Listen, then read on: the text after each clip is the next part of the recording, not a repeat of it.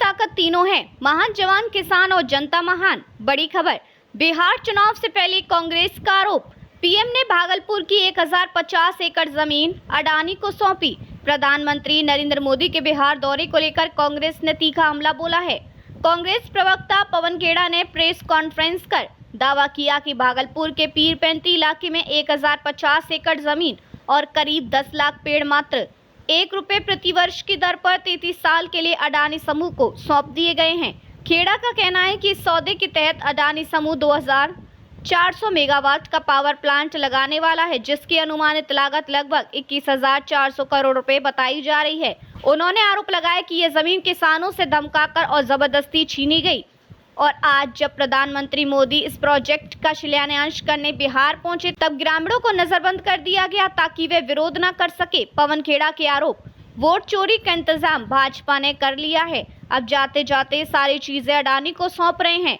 जमीन, पेड़, कोयला सब कुछ अडानी को दे दिया गया है। बिहार की जमीन और संसाधनों से बने प्लांट की बिजली बिहार वासियों को 6.075 प्रति यूनिट बेची जाएगी, जबकि महाराष्ट्र, उत्तर प्रदेश में यही दर 3 से 5 रुपए है। ये बिहार की जनता के साथ डबल लूट है। केंद्रीय बजट में इस प्रोजेक्ट की घोषणा सरकार द्वारा लगाने की हुई थी, लेकिन बाद में ये पूरा प्रोजेक्ट अडानी को दे दिया गया। मुफ्त बिजली योजना पर निशाना, बिहार सरकार के 125 यूनिट मुफ्त बिजली के ऐलान पर भी खेड़ा ने तंज कसा।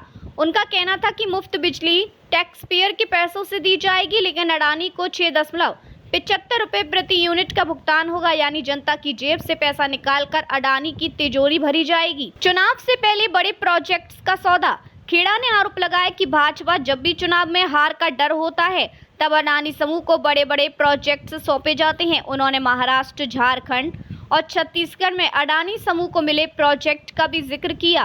कांग्रेस की चेतावनी, पवन खेड़ा ने इस सौदे को घोर कलयुग करार देते हुए इसे रद्द करने की मांग की। उन्होंने कहा कि बिहार में कांग्रेस की सरकार बनी तो इस तरह के प्रोजेक्ट को बिल्कुल बर्दाश्त नहीं किया जाएगा।